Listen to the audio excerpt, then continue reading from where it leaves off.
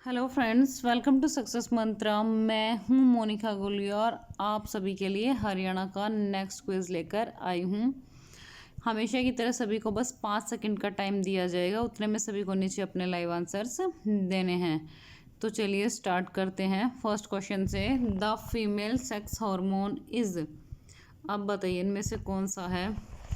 चलिए इसके लिए आपको काफ़ी टाइम मिल चुका है। आंसर क्या होगा इसका? एस्ट्रोजन। ठीक है, एस्ट्रोजन होता है वुमेन में, और दूसरा होता है प्रोजेस्ट्रोन, एक और होता है प्रोजेस्ट्रोन।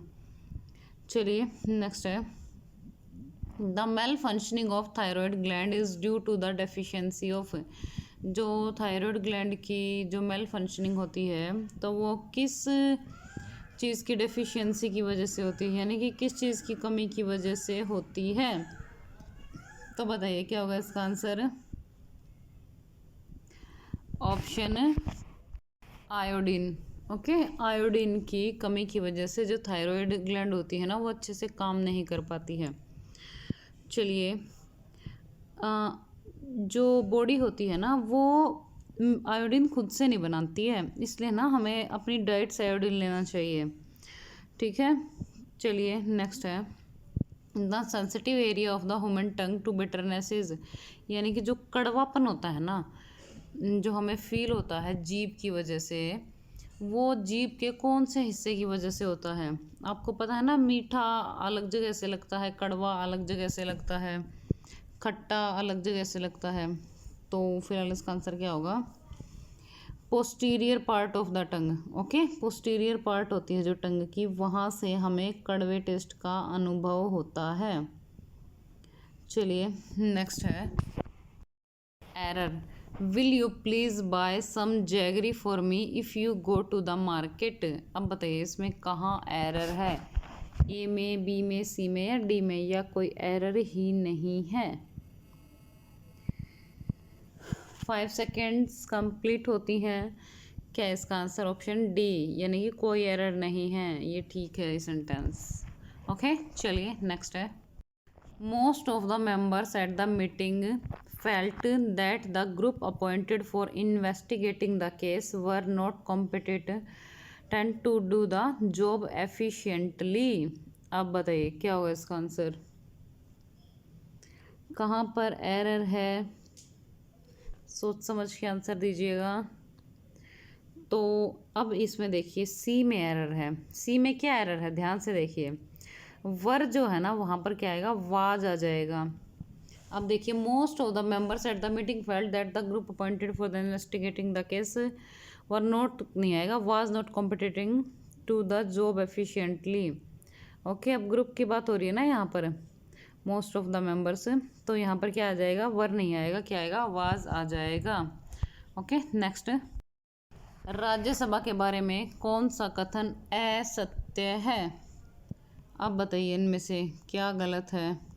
राज्यसभा में 12 सदस्य प्रधानमंत्री द्वारा मनोनीत किए जाते हैं। राज्यसभा के 31 सदस्य हर 2 वर्ष में सेवानिवृत्त होते हैं। राज्यसभा भंग नहीं हो सकती। राज्यसभा का सभापति उपराष्ट्रपति होता है। अब बताइए इसमें क्या गलत है। टाइम अप होता है। आंसर क्या होगा इसका? राज्यसभा में 12 सदस्य प्रधानमंत्री द्वारा मनोनीत किए जाते हैं, यानी कि ऑप्शन ए, इसमें गलती है। अब देखिए इसमें क्या गलती है। देखिए, एक तो राज्यसभा में ना जो 12 सदस्य होते हैं वो प्रधानमंत्री द्वारा नहीं, राष्ट्रपति द्वारा मनोनीत किए जाते हैं। और राज्यसभा में टोटल कितने सदस्य होते हैं? 250 सदस्य होते हैं, जिनमें से 238 तो चुने जाते हैं, और जो 12 होते हैं ना वो राष्ट्रपति द्वारा मनोनीत किए जाते हैं। Next, which one of the following acids is also known as vitamin C. अब बताइए इसमें से विटामिन सी के नाम से क्या जाना जाता है? Methanoic acid, ascorbic acid, lactic acid या टार्टारिक एसिड? दीजिए आंसर। चलिए टाइम अप होता है। आंसर क्या होगा इसका? Option B is correct. Okay, जो विटामिन सी है उसे एस्कॉर्बिक एसिड के नाम से भी जाना जाता है। नेक्स्ट, ये मेनली आपको जो सिट्रस फ्रूट्स होते हैं ना उनमें पाया जाता है। Which of the following device is use for gaming. इनमें से कौन सी डिवाइस है जो गेमिंग के लिए यूज़ होती है? स्पीकर, माउस, जॉयस्टिक या नन ऑफ दीज, कोई नहीं है इनमें से। बताइए आंसर। जॉयस्टिक। ओके, जॉयस्टिक है जिसे इनपुट डिवाइस बोलते हैं, जो कंट्रोल करती है ऑब्जेक्ट्स को, जो कंप्यूटर पे स्क्रीन पे आते हैं ना, उनको ये कंट्रोल करती है। और ये मेनली गेमर्स के द्वारा यूज़ होती है गेम्स खेलने के लिए। नेक्स्ट है error. Many times the news has been published in the papers that the end of the world will be certain if a nuclear war breaks out. अब बताइए इसमें कहाँ एरर है, या कोई एरर ही नहीं है। 5 सेकेंड्स यू हैव, जल्दी आंसर दीजिए। अब देखिए ऑप्शन डी इज़ करेक्ट, यानी कि कोई भी एरर नहीं है इसमें, सेंटेंस करेक्ट है ये। नेक्स्ट, रेवाड़ी की प्रसिद्ध ऐतिहासिक लाल मस्जिद किस मुगल शासक के काल में बनवाई गई थी। अब बताइए, कल मैंने लाल मस्जिद की सारी डिटेल दे दी थी आपको, सॉरी वो तो रोहतक की थी, ये रेवाड़ी की बात कर रहे हैं। ओके, तो रेवाड़ी की जो लाल मस्जिद है वो किस मुगल शासक के काल में बनवाई गई थी, बताइए। Option B is correct, Akbar. Okay, Akbar के शासनकाल में ये बनवाई गई थी। नेक्स्ट है, हरियाणा में रहकर सूफी मत का प्रचार करने वाले अधिकांश सूफी संत निम्नलिखित में से किस संप्रदाय के थे। Option A Qadri, B Chishti, C Naqshbandi, D उपरोक्त सभी संप्रदाय के। अब बताइए क्या होगा इसका आंसर। ऑप्शन क्या ठीक है, डी। ओके, यानी कि कादरी, चिश्ती और नक्शबंदी ये सभी संप्रदाय के थे, जितने भी संत थे जिन्होंने सूफी मत का प्रचार प्रसार किया। बाबा शाह कमाल की मजार प्रदेश में कहाँ पर स्थित है। Option A Rohtak, B Gohana, C Fatehabad, D Kaithal. अब बताइए क्या होगा इसका answer. Option D is correct, Baba Shah Kamal की मजार कहाँ है, कैथल में है। नेक्स्ट, शाहबाद और अंबाला के बीच किसकी मजार है जिस पर मनोकामना पूरी होने पर घड़ी चढ़ाई जाती है। अब बताइए कौन सी वो मजार है जिस पर अगर कोई मनोकामना पूरी हो जाती है तो घड़ी चढ़ा कर आते हैं। बताइए क्या होगा इसका answer. Option A is correct, यानी कि पीर 9 गजा की जो मजार है उस पर यदि मनोकामना पूर्ण होती है तो घड़ी चढ़ाकर आते हैं। नेक्स्ट, हरियाणा के किस मकबरे को पुरातत्वीय स्थल और अवशेष अधिनियम 1958 के अधीन राष्ट्रीय महत्व का स्मारक घोषित किया गया है।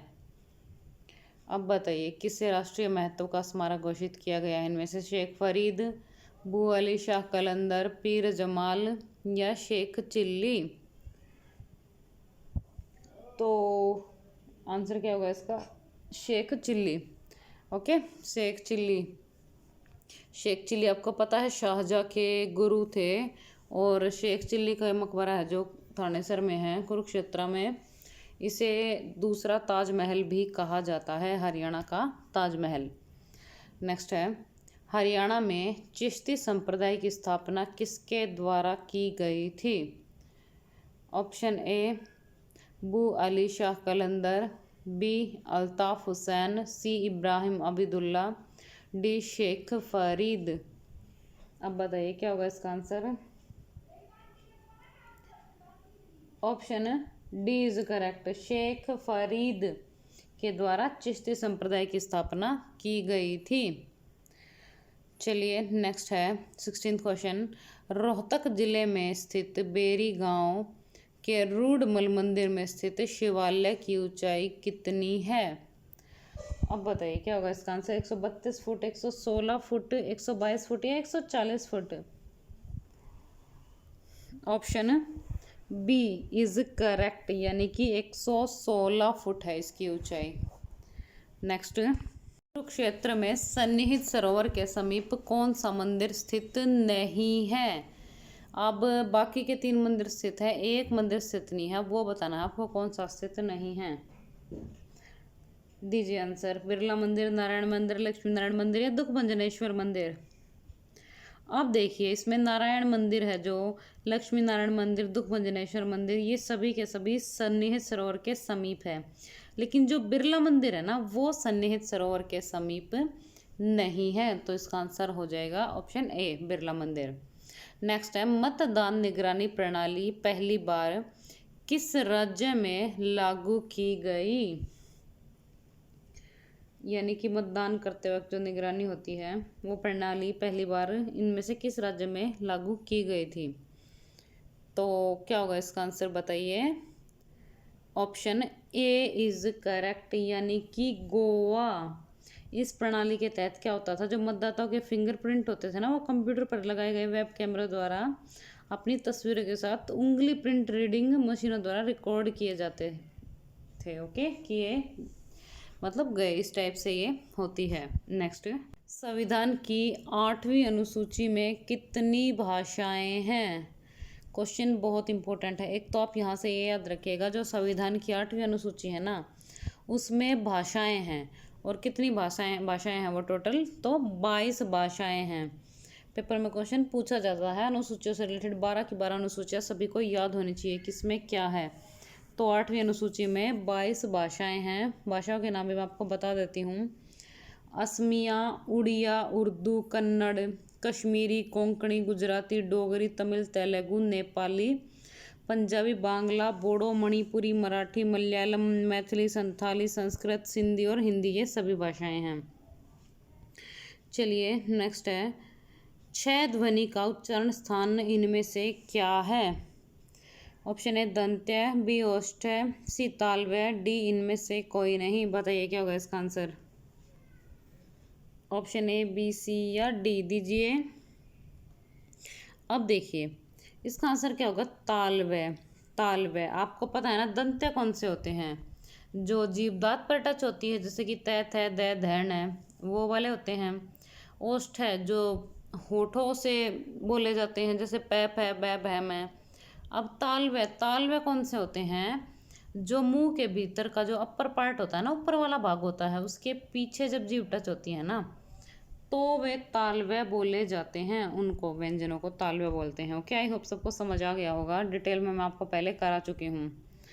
नेक्स्ट, अब ये वो क्वेश्चन है जो कल मैंने आपसे कमेंट बॉक्स में पूछा था, जिसका आंसर सभी को नीचे कमेंट बॉक्स में देना था। सिनोनिम ऑफ डिस्ट्रेस, तो इसका आंसर क्या होगा? अपसेट, यानी कि दुखी। अब देखिए डिस्ट्रेस क्या होता है? दुखी या व्यथित। और अपसेट भी क्या होता है? दुखी या व्यथित ही होता है। तो ये इसका सिनोनिम हो गया। बाकी के ऑप्शंस भी ए, बी, सी, डी सारे के सारे मैंने एक्सप्लेन कर रखे हैं अच्छे से हिंदी में। वीडियो को पॉज कीजिएगा और अच्छे से ध्यान से सभी वोकैब पढ़ के जाइएगा कि किसका क्या मीनिंग है। चलिए अब नेक्स्ट क्वेश्चन है जो आपके लिए है। इसका आंसर सभी स्टूडेंट्स को नीचे कमेंट बॉक्स में देख के जाना है। ईडियम है ये। The story of the train accident as narrated by one of the survivors made my flesh creep. अब सभी को मेड माई फ्लैश क्रीप का ईडियम बताना है, क्या होगा? तो सभी स्टूडेंट्स इसका आंसर नीचे कमेंट बॉक्स में देके जाएंगे। अब जल्दी से सभी स्टूडेंट्स एक तो वीडियो को लाइक कर दीजिए, जो नए स्टूडेंट्स हैं वो चैनल को सब्सक्राइब कर लीजिए और बेल आइकन ज़रूर दबा लीजिएगा, अदरवाइज़ आपको नोटिफिकेशन नहीं मिलेगी। और आई होप सभी ने एनिमल हस्बेंड्री की वीडियो देख ली होगी। आपको पता है आपके एनिमल हस्बेंड्री के क्वेश्चंस पेपर में पूछे जाते हैं और एनिमल हस्बेंड्री इतने अच्छे से आपको कहीं नहीं मिलती है। तो प्लेलिस्ट में जाकर एनिमल हस्बेंड्री की वीडियोस भी देख लीजिएगा। ओके, और कमेंट बॉक्स में ज़रूर बता के जाइएगा कि सभी को वीडियो कैसी लगी। Thank you, bye bye, like share and subscribe. Thank you.